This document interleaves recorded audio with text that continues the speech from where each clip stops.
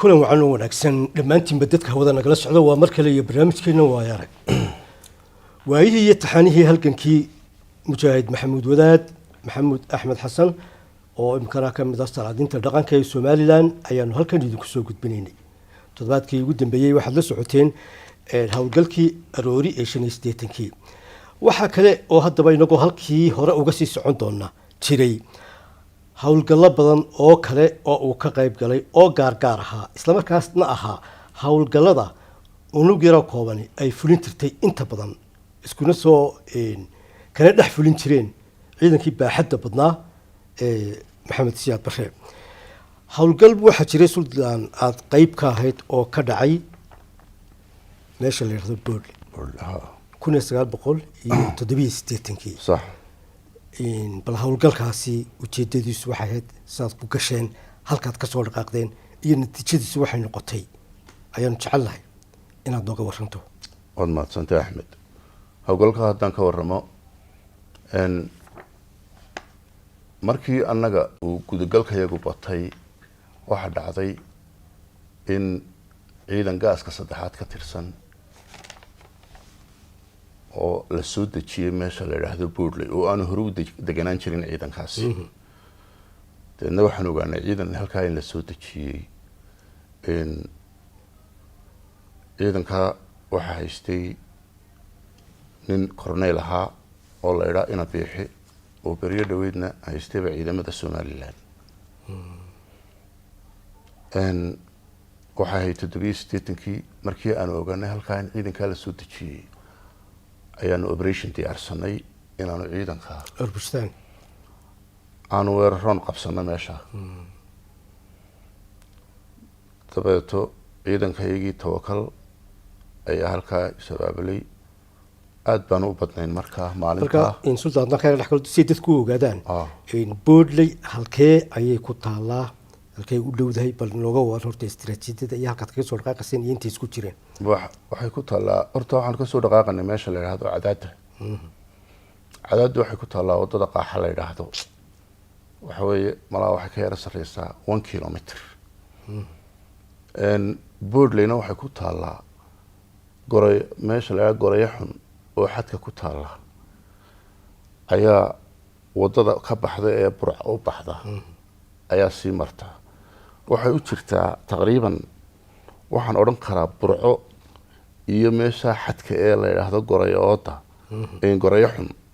way kala badhaa laakiin xagga galbeed waxa ka saaran Jeenyalaaye oo saldhig military oo saldhig military oo wuxuu xukumaa xadkan uu ka hooseeya waxaanu xukumaa meesha lagu yiraahdo Daba Gorayaale iyo Khaatumo ayuu xukumaa iyo Gorayaxun intaas uu xukumo jiray ayaan jecelahay ma wuxuu xukumaa Daba Gorayaale iyo Khaatumo xagga barina waxa ka xigay Bisiqa oo isna taliskii xukumayay Gorayaxun iyo Duruqsi marka way u dhaxaysaa meeshani marka iyadoo cadowga xadka ay Khaatumo iyo Gorayaxun leenka taxayiin ay leenkii xadka ay taxayiin ayaa raacay labaad la dhigana wuxuu yahay ka hooseeya wuxuu yahay Jeenyalaaye Boodle iyo Bisiqa Bisiqana xaggaasha waxa ka sii xigtay de Taalabuur iyo xiridu catiyo saasay taxayiin aad wax xuriyay oo waqtigii dambe ayay sameeyeen raac labaadoo dambe ya marka halka ayaanu ka amba baxnay waxaana nidhi inta ciidanka halka la dejiyay waa inaynu ku baxnaayo meesha aynu qabsanaa marka operation yaro ku dhafo ka dhaqaaqa ugumana amba bixin waxaan ugu amba baxnay in aanu inta halka joogtaba aanu waxna ku leeno waxay haystaan ka soo qabsano marka waxaan watay Allah yarxamo Cabdi Maxamed Feer tiradayada waxaan ku qiyaasayaa ilaa 35 mujaahid baabuurta aan wadanay waxaan ku qiyaasayaa waxaan ahayn 4 gaari afarta gaari laba qoriyo saaran yihiin iyo 2 gawaadhidii jaadka ah. markaa waxaanu ka anbabaxnay meesha la yidhaahdo cadaada, waxaanu maray laan mulaaxo, xadkii waanu dhaafnay. markaa laan milaaxo ciidamay deganeen? ciidamo degana meel yaroo balliga cali faarax tulumee la odhan jiray oo ka hooseysay xadka ayaanu soo maray. janyalaaya xagga bari ayaanu ka maray, qardajeex ayaanu nahay. dabeedna xagga hoose ayaanu kaga dhacnay wadadii ka baxasay goreexo ee buur la gelisay. wadada lafteedaanu qaadna. waktigu habeenkii intaa hore waanu sii gudnoo salaad waxaanu xadka ka tallaabanaa qiyaasihii ilaa 2 habeennimo. inta waxaanu sii qardajeexnaba marka ay 6 subaxnimo tahay ayaanu gaadhnay meeshii la odhan jiray boodley. marka tuulaa ku taalla boodley waxay degeen kan yaroo ka dambayso oo xagga burco ka xigta. sahankeeda oo suganna waanu haynaa. dabeeto tuulihii baanu dhaafnay, markiiba 4 gaari oo kala degno oo kala baxnay. waa weerar baanu ku qabanay iyagoo hurda oo kaceen markiiba oo dee nala dagaalamay. ninkiina biixi meesha haystay wuu naga baxsaday. laakiin halkii baanu deedna ciidan badan kaga laynay. xeradii baanu qabsanay, wixii u yaalay baanu soo raranay. waxa meesha yaalay oo berigaas soo dego baabuurtii cusbayd ahayd. gaari weyn oo waxaa la yidhi midowga yurub baa malaa sameeya oo la odhan jiray bigaase. soomaaliduna ay u taqaanay fuqay buraray. gaarigaasoo nagu cusbaayo oo aanan hore u arag ayaanu ku qabsanay xeradii. gaarigii baanu gallayoo gaari aan hore aragnay waxba ma saara. waa baroba kuraasidiisuba bacdi bay leeyihiin. halkii baanu xeradii geli lafnay, gaarigii baanu istaarnay, waanu helay meelihii laga istaariyay. dhowr meelood dabka laga xuluu leeyahay. waanu istaarnay, waanu soo kaxaysanay gaarigii. maxaa haddaba nagu dhacay? gaarigii waxaa rasaastii dhacsi aanu ridanay. gaarigu dee xeradu dhex taagnaa ayaa taayirada qaar kaga dhacday. gaarigii waxaa soo kaxaynay anigo mujaahid la odhan jiray allah yarxamo cali afdheer. dagaalkii waxaanu ka faraxlaynaba 8 subaxnimo. 2 saacadood dhuubin ku qaatay. markaa ciidan badan oo xoogan baa meesha nagala kulmay. ayaa nagala kulmay. laakiin dee waa nagan jabinay, xeradii ka qabsanay. wixii dhintay mooyaane wixii kalena ay yaaceen. maxaa khasaarayd kusoo gaadhay dadka markaa? annaga hal qof nagagama dhaawacmin. hal mujaahid dhaawac nagagama gaadhin. gaarigii baanu soo kaxaysano. markaan boodleyba tuulahaba soo yar dhaafnay aanu wadadii marano ayaa markiiba taayir naga banjar. taayir rasaastu ay ku dhacday. istabnigii baanu ku xidhna. istabnigana shooxabad baa isna ku taala. markaanu haddana dhaqaaqnay ayuu haddana naga fadhiista. waryaareen wadadii dee min roodkiina waanu haysanaa oo mabaanan ka qardajeexba gaadhin. markaasaa la yidhi har aan bahalka gubno iskaga tagno. saanulaahi la gubin bahalkani daaye. waa banjarkii baan ku yaro soconno. aduu markii dambe ayaa mid kalena fadhiista.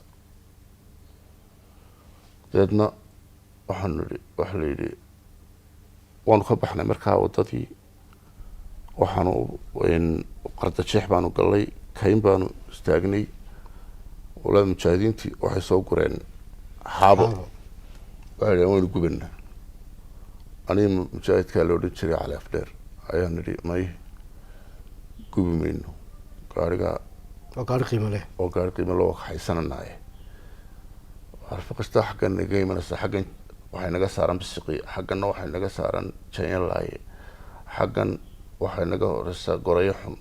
xaggan kale naga sii xigta khaatumo, xaggan dambe waa lagaga soo bixi karaa ayaa burco, xaggan kale oodweyne ayaa lagaga soo bixi karaa. waxaanu ihi may halkaa intii difaaca un gala annagaa bahal ka shaqeynane waxaan ku uri jeegii dee waanu haynaayo waanu dulacno markii dambe ayaanu taayiradii labadii taayirkii hore banjaray ayaanu xagga dambe ku xidhnay kii xagga dambe ku xidhay buuxayna xagga hore aanu gelin dawa gaari weynoo furfurkiisa iyo inta aad dalacaso iyo inta oo haddana dhulka qabsaday oo haddana aad kolba qoriyo meeshu dee dhagxma lehe aad kolba qoriyo soo qaadasad u dhigaso waxaan ku uri ilaa waxay nagu gaadhay 1 maalinimo dee meeshiina wax yar baabana kasoo soconno waxaanu u dhownahay meel la baliga Cali Faarax wax gurmadooda ka daba yimi ma jirtaan maanta wax gurmada dee gurmadku waxa weeye qoladayadii kala taarka ka dhageysanaysa qolo walba waxa la yiri bax oo ku bax ya maasa qolo walba waxa leedahay waan baxan raadkoodii baan haynaa wali oo sii socdaan oo maanaan gaadhin oo qoladayadii kala taarka ka dhageysanaysa oo waxaan ku wanaagsanin taarar waan haysanay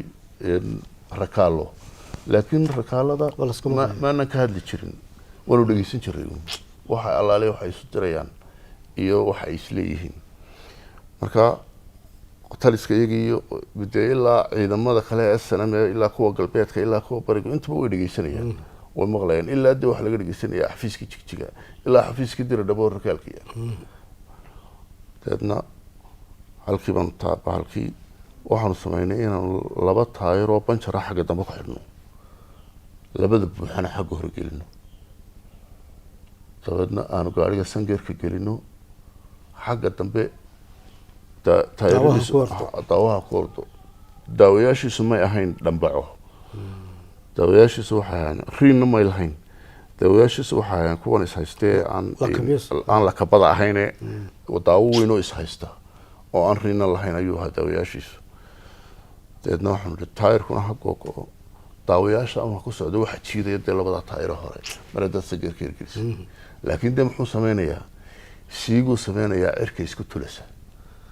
oo lagaa soo arkaya dee meel kasta sidii baan kusoo kaxayn kow maalintii oo dhan dee aadna u dheerayn maayo waanu shidaalsan yahay laakiin shidaalsan yahay annaguna dee shidaal baan sidanaaba sax oo waxaan sidanaa 200 litr oo dhow oo waxa weeye 100 naafta iyo 100 batrool haddaad gaari naafta hesho iyo haddaad gaari batrool hesho labadaba si aad ugu shuban lahayd waanu dee qaadan jiray markastoo aanu gudaha gelino sax in aanu reserve shidaal oo intaasaanu helaa gaari bilaa shidaale inaanu ku shubanno sidii baan toos ugu soo soconnay halkii waanu iska nasinanaa dee ilo waa baabuur aniyo ninkaa la odhan jiray cali mujaahidka alla arxama wuxuu nagaga dhintay 88kii bura bigaasaha laftiisii oo qori saaran yahay oo sug saaran yahay isagoo wada ay buraan nagaga dhintay 88kii alla arxam arraximin mujaahid oo aada u geysay ayuu ahaa halkii baan dee sidii baan ku soconay dabeedna meel xaaji saalax iyagoo jooga oo noo galay halkaa ayaanu barkadaha soo maray xaggaasii noogu sii wada jeestay waa idin arkayn markaa waa noo dhow haa waxa weeye casarkii gaabnaa ayaan halkaa ka taloonay iyadoo dee siigadu iyadana cirka ku shareeran tahay dee kuwa goraya xuna wayna arkayaan oo xaaji saalax iyo goraya waxbay soo jiraan xaggana dee khaatimo laanu laxun waxuu ka egta jayala waa taliskoodii waxaan ku iri sidaanu soconaanu xadkii ka taloonay annaga oo dee siigadana saaran aanad malaynahayn gaariguna shiraaq muu lahayn oo isku furaa sida aanu u soo wadnay ayaanu deedna aadan maanyaro soo galay aadan maanyaraanu soo dhex maray dee waxa aadan maanyaro joogaa dhalinyaroo dee reer burcaa markaasu mayna yidhahdun alla waa fuqay bararay annagu maba naqaano wax la yidhaahdo masaltalo idinka idi sheegaya annaga afka istaaban alla waa fuqay bararay ma gaarigii sheegayaan dabadeedna nin mujaahidhaa gaari weyn lahaa oo operation hore oo aanu galay meel la yidhaha bisiqa aanu qabsana gari aanu kasoo kaxaysanoo la odhan jiray gaari UD lahaayo ina qacla la odhan jiray ayaaba jooga ina qaclaan ka soo furanay istamnigii taayiradiisu war taayirada 1200 way geliyaan 20 daawihiisuna waa 20 ba way iskiliyaanba istamnig waan ka qaadnay mid kalena istabno qaadno 2 taayir baan markiiba gelinay oo xagga damba inkastoo in yar ka gaabay yihiin laakiin dee danka ma lihin operation-ka aqaasana ku keenay aanu ka soo nabad galay oo aanu ku nimid in aadan maanyar iyo cadaada talisiyadayadii operation aad guul wanaagsan aanu ku gaadhnayna wuu ahaa operation 35 waad bad qabteen waanu wada bad qabnay gaari wanaagsanna waad soo heshay gaari wanaagsanna waan soo helay bal gaariga hadda waxaad nooga sheekaysaa bal gaariga taariikhdiisii sidaad qoriga u saarteen hawlgaladii uu ka qayb galay maadaama aad isku qabateen markii aad soo qabsateen inaad gubtaan ood ka tagtaan adigii nin kaloo keliyana aad go-aansateen inaan la gubin aad silceed raxmo ku keenteen aad ku tallaabiseen bal qadar nooga sheekay iminka maalin dhaweyto waxaanu wada fadhinay nin aada u daayaraayo 35 ka mid ahaa oo iminka xaggan Yurubta ka yimi oo la dhaca Cabdi Dhagaweyne wuxuu nooga sheekeynaya anagoo wada fadhina guri halkaas ayuu xasuusiyey maalinta ay xawada soo gareen idhaahdee aniga Cali aanu diidnay in gaariga la gubo ay dhahdeen dhan walba waana laga imanayaa gaariga aan gubnoon iskaga tagno haddaba gaarigii ciidankayagii iyo guud ahaan ururka SNM-ba aad buu anfacay waayo gaarigii horta waxaanu saaray qori suuga tiknikadii aanu ururinay SNM la isu wada keenay markii dambe ee la soo gelayay gudaha loo kala qaybiyay bariga iyo galbeedkana uu galay qaybtii bariga ee buraagelisay ayuu raacay gaarigii bigaasaa ahaa dee gaari barooyana wuu ahaa aad ayuu noo anfacay ilaa markii burca laga soo baxay gaarigii waxa waday weyd mujaahid la yidhaahdo inuu nool yahay iminka ayaan jecelahay gaarigii imikadaa inuu waxaan jecelahay ciidanka qaranka bigaasihii uu ku jiro waayo koowaad baa markii dambe gaarigii ee burca laga soo baxay ciidankii koowaad ayaa haysan jirtay oo weyd baa wadi jiray marka gaarigii wax badan Axmed oo aan la soo koobi karahay ayaa laga faa'iido waxtarkiisa uu noqday gaari aad u cusubna waa bilaa ciladna waa bahalahaasi ma waana cusbaayeen sida runtii marka horta Axmed oo imika barnaamijyadan aynu duubano waxa weeye mid aniga imika Maxamuud ahaan aan ku faanayo ama aan isku baraayo dadka ma aha waxaan uga jeednaa barnaamijkan oo kale taariikhii waxay wada soo maray taariikhda da'yarteena aan ogeyni waxa loo soo maray ay ogaadaan oo ay dhageystaan oo ay ururiyaan iyagoo ay taariikhda iyaguna ku ay sii gaarsiiyaan kuwa ka dambeeya sidii wadanka loo xoreeyay halgankii loo soo maray hawshii adkeyd ee loo soo dhabar adeegay inta dad ee kusoo dhimatay inta dhiig ku maqan inta geesa ku maqan inta hanti ku luntay ee ku maqan waxa weeye maanta dee kuwa yarara aanu dhalay imika intaynu soo gallay wadanka 91kii dhashay dee maanta waa 31 jir 31 jirkaasi ma garanayo waxa weeye waxaan u soo jeedin lahaa waliba xukuumadana in manhajka ardayda loo dhigayo lagu soo daro oo waxa weeye waa lagu daraa imika tii Sayid Maxamed Cabdulla Xasan baa lagu soo dari jiray iyo xaawataaka iyo oo aan intan in leeg waxay yihiin aan la aqoon ma garato iyadoo dee Sayid Maxamed Cabdulla Xasan uu yahay ninkii horta Ingiriis la dagaalamay isagiyo daraawiish taariikhdooda ma aasano way jirtay laakiin haddana tii ka dambeysay ee Somaliland loo soo maray ee adkayd ee ugu cuslayd ee ugu dhimashada badnayd ee ugu hanti baaba badnayd ee waxa weeye naf iyo maalba loo horay weey marka in la ogaado oo waxaan ku uri cidii wax ka qori kartaa ay wax ka qorto oo ciddii ma garanaysaa aan ogeyni ay ogaatay akhrisaan ay xafidaan ayaa loo baahan yahay waayo dee axmedo inagu iminka sii noolaan mayno ilaahay waxa weeye dee qof walba wuxuu ugu ballan qaaday inuu dhimanayo marka qof waliba inuu inta nool uu gaadhsiiyo wixii jiray ee taariikha ee muhiima waddanku leeyahay si dadkani ay wadaniyadda iyo muwaadinimada ay u jeclaadaan waxa weeye inta maanta reer somaliland qof aanay taaban oo aanay waxyeelin oo ama aan inan ama oday ama inani aanay kaga dhimanin ma jiro dee hantina hadalkeeda badaayo hargeysa burco iyo berberaba dee waxa weeye dhulkaa lala sima waxii hanti yaalayna waa laga dhaqaaqay iyadoo la qaawan yahay waa tii la baxay haddana dadki waxaad moodaa inay weli ilowshay dhow yihiinoo aanay xasuusnayn taa marka taana dadkana intaasan usoo yaro jeedin lahaa waxa weeye in ay taariikhaha ururisadaan oo ay dhegeystaan oo ay ogaadaan da-yartay weliba ku socotaaye ay ogaadaan wixii loo soo maray iyo intay iyo siday ahayd oo ay u diyaar garoobeen inay kuwaasoo kale noqdo hadday timaado waxa weeye oo adduun baa la joogaayo adduunkanina kolley hawlihiisa wuu leeyahay waddankuna mar walba difaac wuu kaaga baahan yahay hadday difaac dadban tahay iyo hadday difaac runaba tahay dee waxa weeye dowlad baa kugu soo duuli karta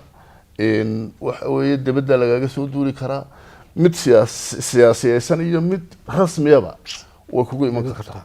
marka waxa weeye dee dadkeena hore saasaynu soo difaacno dalka aynu somaliland soo gaadhsiinay kuna dhawaaqnay gooni goosi calankan tawxiidka lana aynu ku taagnay inagu waajibkeennii waanu ka soo baxnay laakiin waxay u taallaa kuwa dambe inay ilaashadaan iyagoo og wixii loo soo maray intaasaan xasuusinana taasina runtii waa talo aada wanaagsan ilaahay ha ka abaalmaryo taladaas iyo waayaragnimada iyo xusuusta aada u soo jeedisay barnaamijkan qeybtan aan idinku tala galnay oo ahayd qeybtii 9aad intaas ayaanu kusoo gabagabayn doonaa taxanaha halgamaa mujaahid maxamuud axmed xasan qaybo kaloo ka mid ah ayaa toddobaadka dambe aanu idiin soo gudbin doonaa haddii ilaahay raalli ka noqdo balse imika waxaanu leenahay assalaamu calaykum waraxmatullaahi wabarakaatu